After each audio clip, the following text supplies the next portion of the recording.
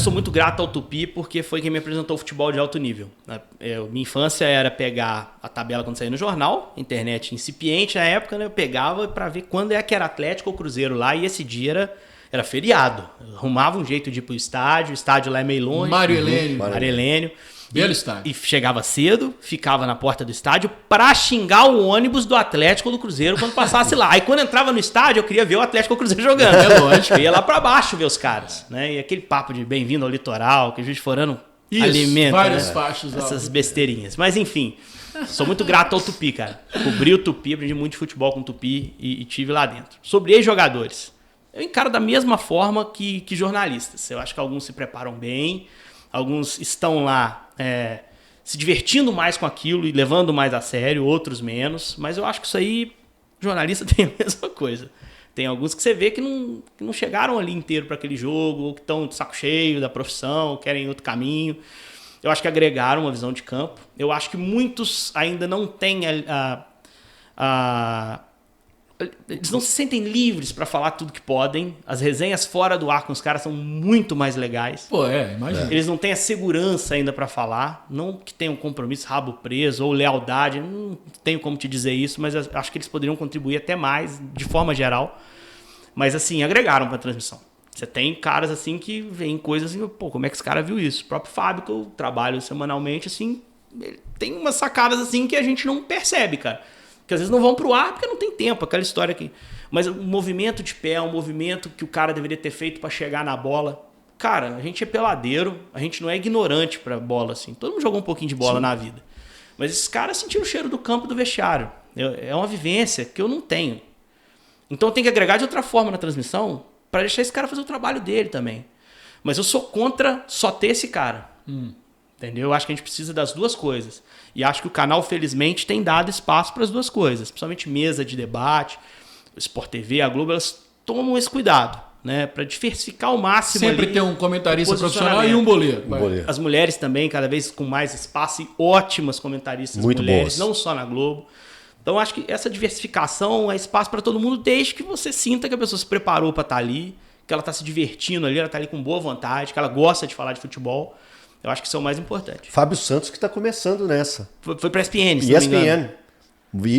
E vai fazer muito sucesso. Ele é muito bom, né? Ele é muito despachado. Muito bom. Acho que vai acrescentar bastante, cara. Muito bom de resenha. O Wesley tá lembrando aqui de um dia que... Pô, tem vários, né? Aquele do Galvão Bueno, que uma vez estava lendo Merchan. São Luís do Maranhão. Não, ele tava lendo o gol do Pato, né? Acho que é o gol do Pato no São Luís do Maranhão. Mandar um abraço aqui pra fulano de tal. Queria ver Luís do Maranhão. Ele falou assim, queria ver de onde é que eles são. São Luís do Maranhão. Baixa a cabeça pra ver de onde que é o abraço. Muito legal, muito legal. E aí ele tá falando, pô, teve no jogo lá do gol de costas do Fábio, quem narrou o gol foi Roberto Abras na Itatiaia.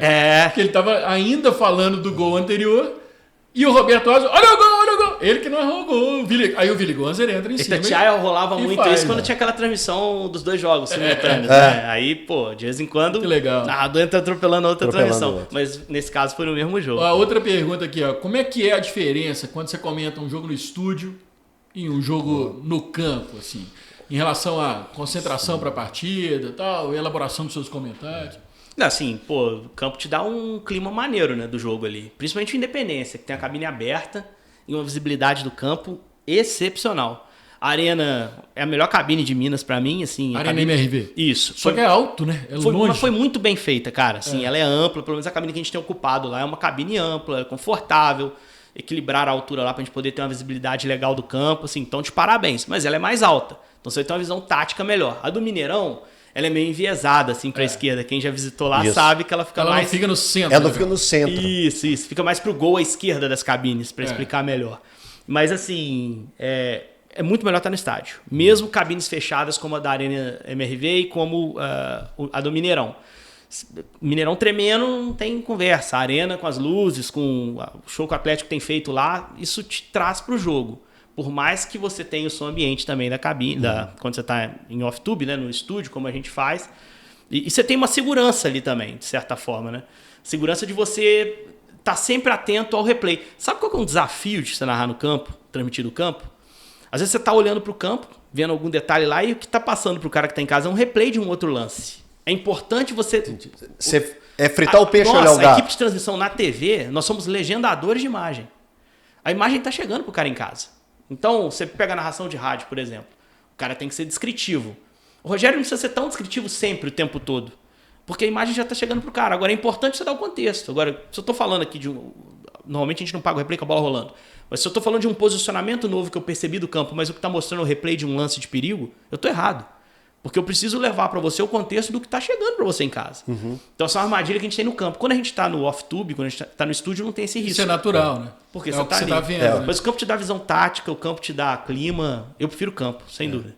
E observação também, né, Henrique? Às vezes você tá ali no estádio, você observa uma coisinha que tá rolando ali, o jogo tá ali, mas você, opa, fulano de tal tá caído ali tem muito tempo. Opa, fulano de tal tá pondo a mão no tornozelo de forma diferente. E você já ajuda... começa a ver as coisas do campo. Na televisão, ela só vai te dar a partir do momento que o repórter percebe isso. E nisso aí, o ex-jogador na cabine é foda. O Fábio vê muito esses troços. Pô, fulano pregou. Fulano tá com a mão no tornozelo. Às vezes você nem viu esse troço, mas ele tá acostumado com isso. O Roger Flores é muito bom nesse troço. É absurdo como o Roger detecta, assim. E é muito legal fazer jogo com esses caras por causa disso, assim. Porque os caras veem, olha só como é que o cara tá demorando a voltar. Tá ali no teu ouvido trocando essa ideia. E você tá no campo é que você vê isso aí. Porque na TV, quando você tá no estúdio, você vê só o recorte. Quadradinho. Só aquilo ali.